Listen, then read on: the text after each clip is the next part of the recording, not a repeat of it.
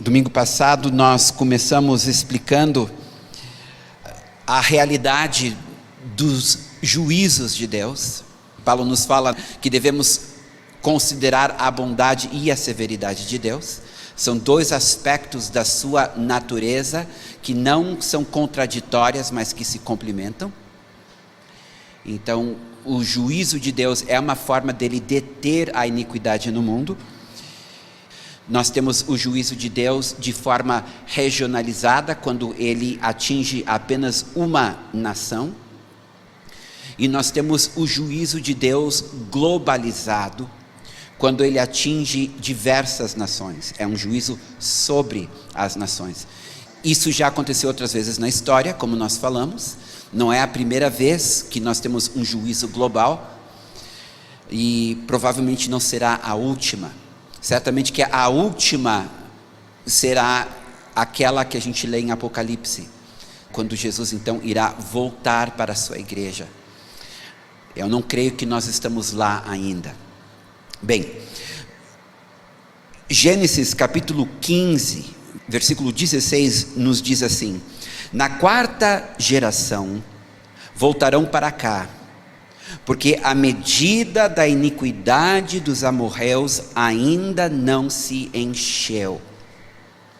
Aqui Deus está falando com Abraão sobre a sua descendência, como eles iriam para uma nação estrangeira, que era o Egito, que eles ficariam lá 400 anos. E o motivo que eles ficariam no Egito 400 anos é porque a medida da iniquidade dos amorreus ainda não havia se enchido. Portanto, existe uma medida de iniquidade que Deus não pode tolerar. Quando essa medida é atingida, ele envia seu juízo. Isto é necessário para impedir a humanidade de se autodestruir. Então, o que está acontecendo conosco nesse tempo é que a medida da iniquidade no mundo atingiu um nível que Deus simplesmente não pôde mais tolerar. Então ele envia este juízo, que é um dos 4 juízos que ele utiliza. Ele envia este juízo, a pandemia, uma praga, para deter a iniquidade. Agora, o Salmo 103 tem isto a dizer a respeito do juízo de Deus. Versículos 8 a 10, prestem atenção. O Senhor é compassivo e bondoso, tardio em irar-se e rico em bondade. Não repreende perpetuamente, nem conserva para sempre a sua ira. Não nos trata segundo os nossos pecados, nem nos retribui conforme as nossas iniquidades. Então, há 3 verdades que o salmista nos fala a respeito do juízo de Deus. Quando ele manda o seu juízo, este juízo terá 3 características. A primeira delas: Deus é tardio em irar-se. Vocês precisam entender que Deus poderia ter já destruído a humanidade muitas e muitas vezes. E a história poderia conter muitos e muitos juízos de Deus, mas não é assim. Por quê? Porque Deus é paciente. Ele demora para se irar. Então ele vai deixando, ele vai aguardando que talvez a humanidade irá se arrepender. Talvez o avanço da iniquidade por si só irá diminuir. Talvez o homem irá entender que o que ele está fazendo é se autodestruindo. Então Deus aguarda, Deus espera. Há uma medida, ele vai deixando, a coisa vai indo. Mas o importante a respeito do juízo de Deus é que são raros na história. É bem espaçado, como eu disse para vocês domingo passado, o último juízo de Deus a nível mundial aconteceu no início do século 20. E veio em 3 ondas. Nós tivemos a Primeira Guerra Mundial, tivemos a gripe espanhola, daí tivemos a Segunda Guerra Mundial. Tudo isso em um espaço de 30 anos. 126 milhões de pessoas foram mortas por causa deste juízo de Deus. para estancar a iniquidade. Mas depois, o restante do século XX não houve mais. Houve juízos regionais, mas nunca mais um juízo mundial. Agora nós estamos no ano 2020. E agora, novamente, nós nos deparamos com um juízo mundial de Deus. Mas décadas se passaram. Deus, na sua grande paciência. Então, essa é a característica do juízo de Deus. Ela é tardio, ela demora para acontecer.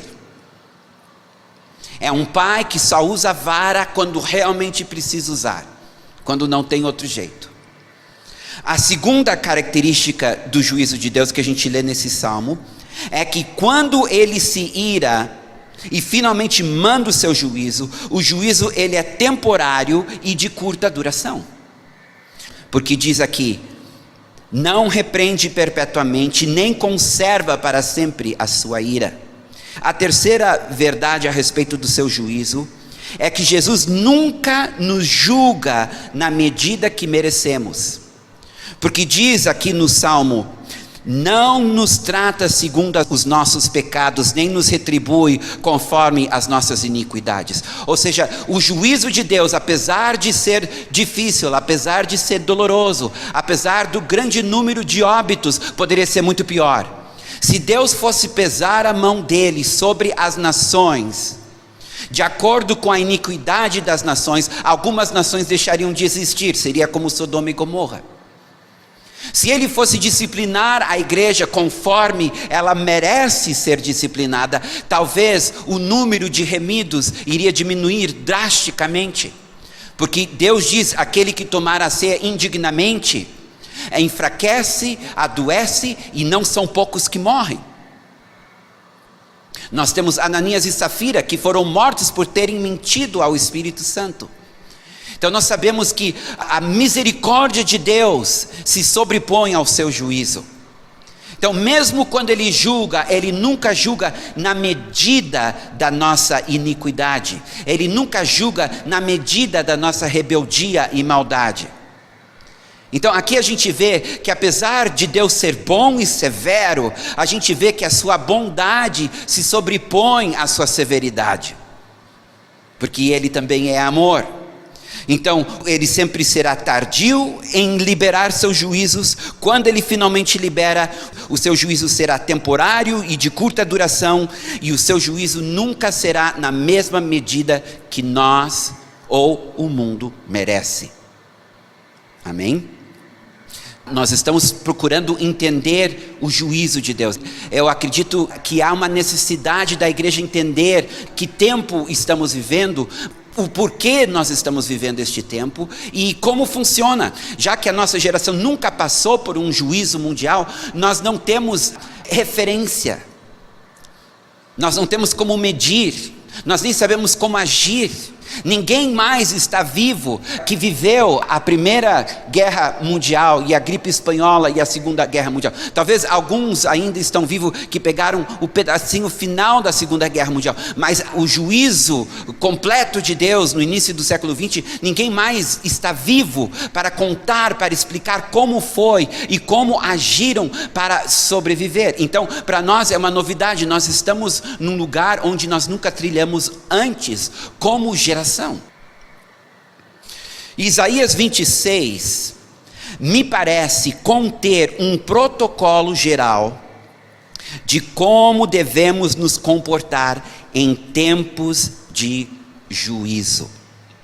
Se nós formos estudar o livro de Isaías, os capítulos 13 até o capítulo 23, contém uma série de juízos contra as nações que atuavam no mundo nos dias de Isaías. O número de capítulos que o Espírito de Deus dedica para o juízo é suficiente para a gente entender que os juízos de Deus têm seu lugar na história, têm seu lugar na economia de Deus. E nós sabemos que não é só Isaías que dedica diversos capítulos para os juízos de Deus. Nós sabemos que Ezequiel faz o mesmo, Jeremias faz o mesmo, e há outros profetas do Antigo Testamento também que dedicam um número grande de capítulos apenas para mencionar os juízos que estão caindo ou irão vir sobre as nações.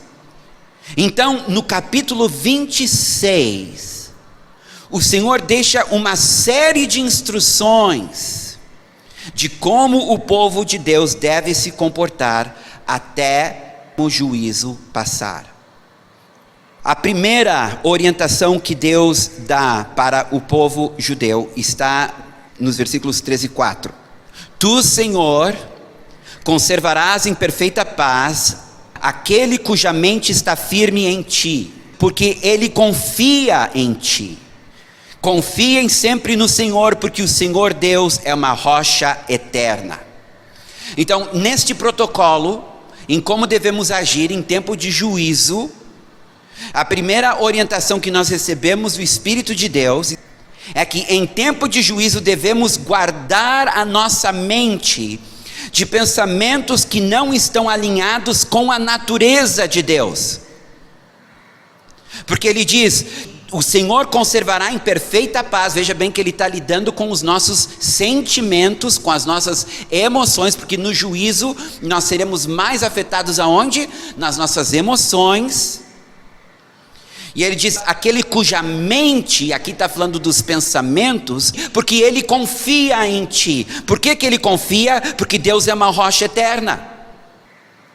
Então, essa decisão de não permitir que as circunstâncias, que os eventos, que as dificuldades nos remova da convicção de que Deus é bom e de que Ele se importa conosco, manterá o nosso coração em paz. O que acontece durante um tempo de juízo é que as notícias que a gente recebe são muito ruins.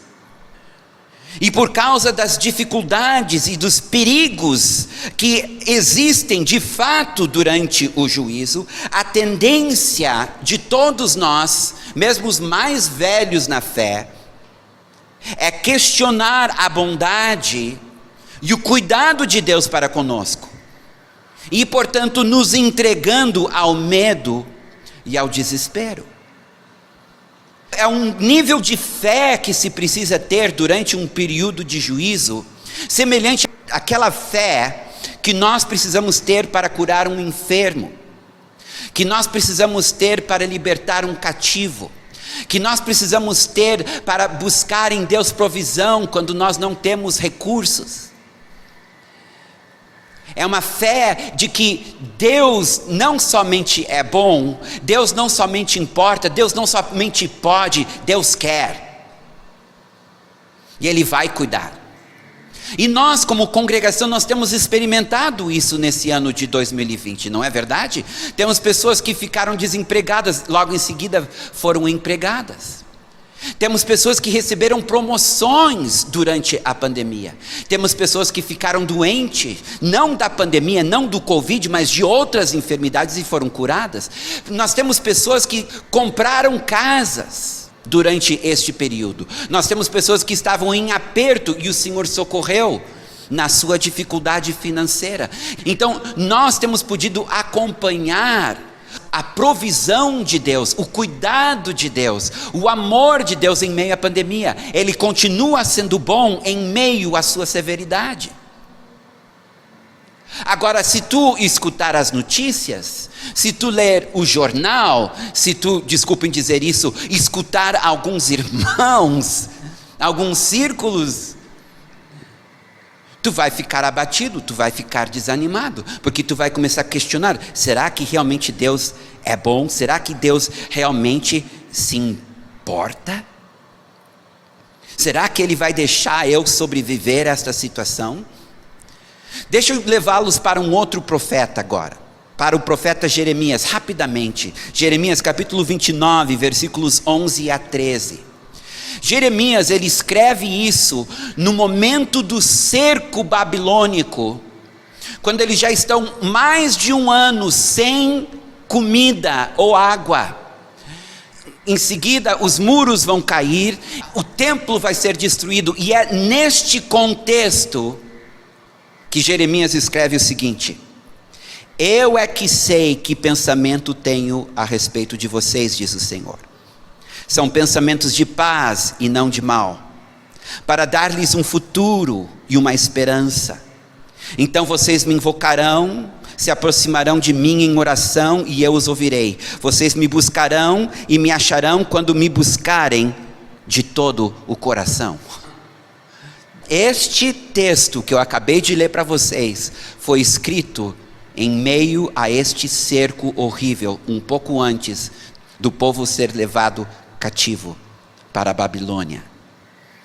Então, não tire os teus olhos dele. Não deixa que as circunstâncias e o que está acontecendo à tua volta venha a prejudicar a tua fé quanto à sua bondade e quanto ao seu amor e quanto ao seu poder. A segunda coisa, o versículo 9 diz: com minha alma suspiro de noite por ti, e com meu espírito dentro de mim eu te busco ansiosamente.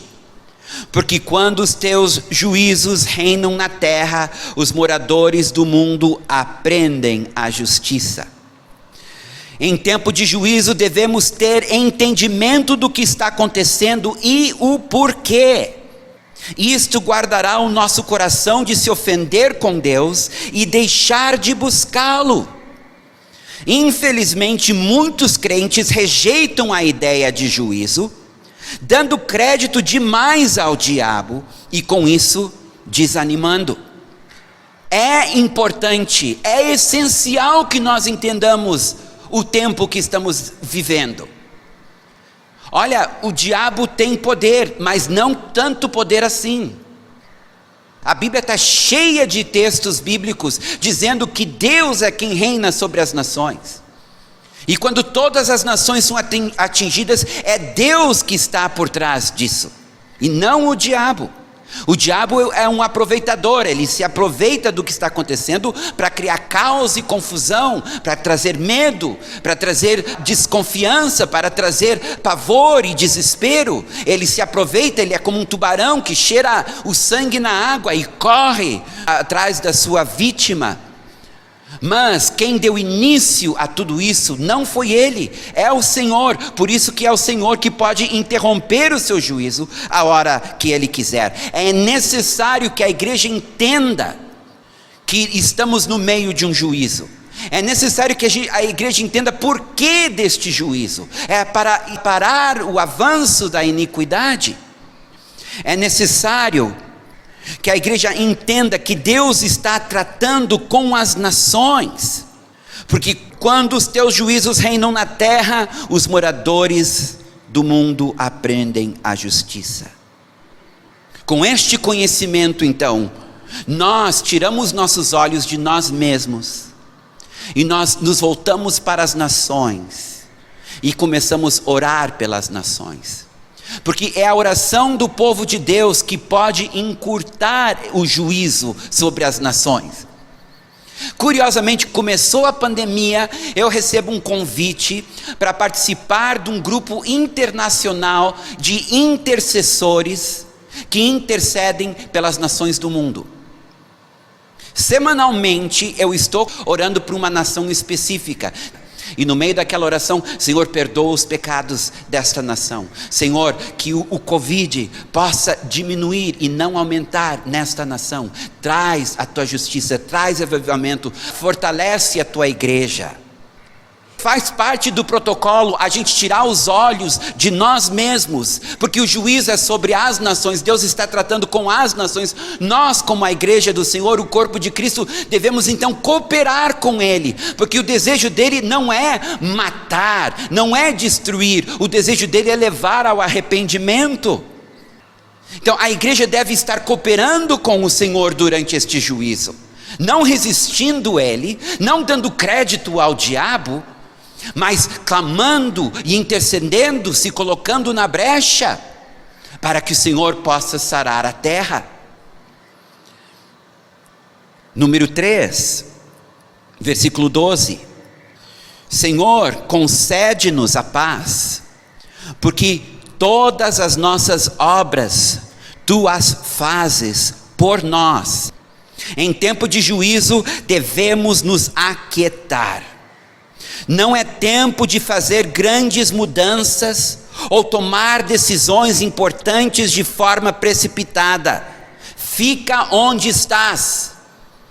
Em meio à turbulência, em meio à tempestade, não é hora de mudar de igreja, de mudar de emprego, de mudar de ministério, não é hora de mudar de cidade, não é hora de mudar de casa, entendeu? É um tempo para a gente se aquietar.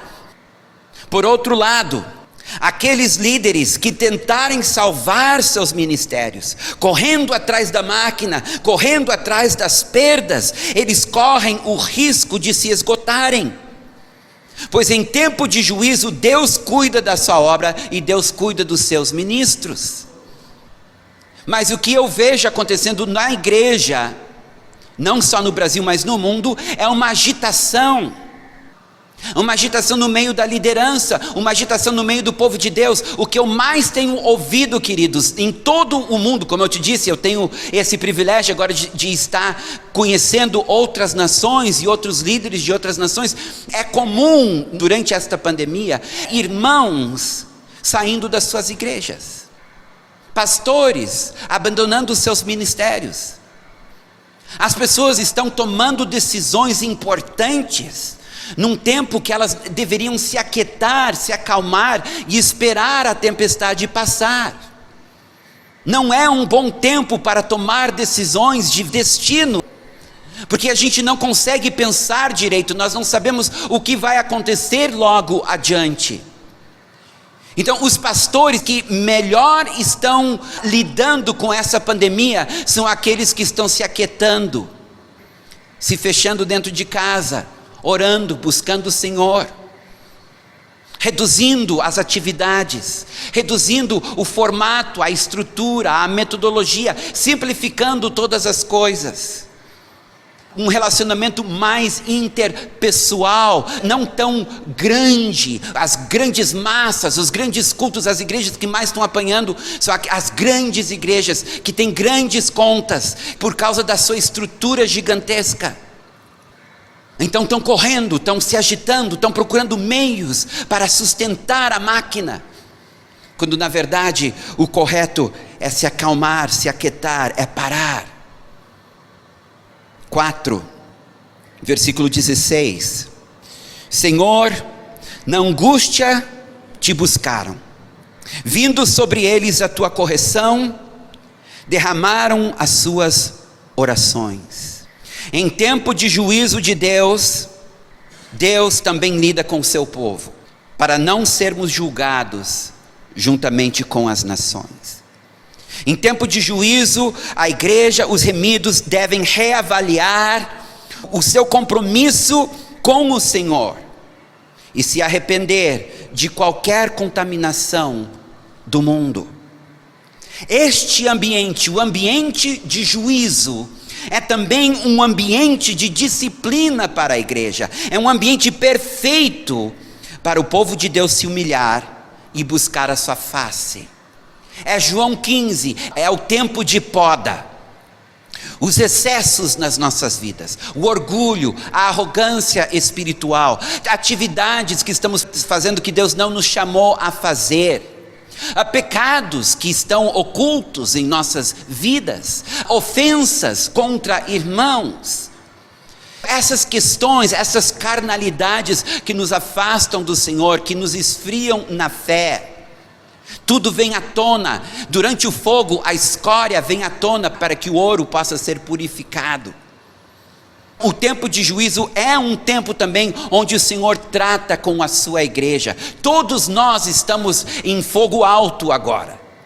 Todos nós estamos tendo que enfrentar os nossos demônios e a nossa carnalidade, os nossos temores. É um tempo que o Senhor está tratando com cada um de nós, para que ao fim deste juízo, nós como igreja possamos sair mais fortes, mais firmes, mas apaixonados, purificados, limpos desta contaminação do mundo. Davi escreve no Salmo 139, versículos 23 a 24: sonda-me, ó Deus, e conhece o meu coração, prova-me e conhece os meus pensamentos, vê se há em mim algum caminho mau e guia-me pelo caminho eterno. Queridos, esta é a oração da igreja agora, deve ser: Senhor, sonda-me. Por que eu estou angustiado? Por que eu estou amedrontado? Por que eu estou revoltado? Por que eu estou deprimido? Por que eu estou nesse estado? Por que essas tentações continuam na minha vida? Por que, Senhor, que eu não consigo perdoar o meu irmão? Por que eu não consigo me relacionar com meu pai? Entendeu? Essas perguntas precisam ser respondidas. Tu está preso dentro da tua casa, o teu convívio com outras pessoas está restrito, e tu vai ter que ficar a sós com os teus pensamentos, com o teu coração e com o teu Deus. É tempo de passar a limpo, é tempo de lavar as roupas sujas. Número 5, versículos 20 e 21. Meu povo, entrem nos seus quartos e tranquem as portas, escondam-se por um momento até que passe a ira, pois eis que o Senhor sai do seu lugar para castigar a iniquidade dos moradores da terra. A terra deixará aparecer o sangue que embebeu e não encobrirá mais aqueles que foram mortos. É tempo de juízo, em que Deus está lidando com as nações e indiretamente com a igreja. Então, neste tempo, nós devemos diminuir as nossas atividades, nos aquietar e esperar. Aquietai-vos e sabei que eu sou Deus. O uso obrigatório da máscara, que dificulta a fala, e o distanciamento social, que dificulta a mobilidade e os relacionamentos, reforçam este item aqui. É uma lástima que muitos irmãos e muitos líderes não estão entendendo isso. É tempo de se aquietar, é tempo de entrar para o teu quarto e fechar a porta, e falar com teu pai que está em secreto e que te ouve em secreto, e ele então te recompensará. Não é tempo de grandes movimentos, de grandes atividades. É um tempo de sobriedade, um tempo de seriedade, é um tempo de quietude, é um tempo de silêncio, é um tempo de solitude, até que o juízo passe, porque ele vai passar. E uma vez tendo passado, então a igreja sairá mais forte, e o mundo menos ímpio. Eu creio que depois deste juízo virá um tempo de colheita. Realmente creio, porque sempre é assim. Sempre depois de grande juízo de Deus, juízo a nível mundial, há sempre uma grande colheita da parte do Senhor. Então, queridos, eu espero que este protocolo de Isaías 26 os ajude a balizarem os seus pensamentos, os seus corações e principalmente o seu comportamento. Nós precisamos nos ajustar aos tempos, até que a ira de Deus passe. E daí nós podemos retomar, só que desta vez com maior clareza, com maior santidade, com maior intimidade, com maior poder. Amém? Vamos ficar de pé.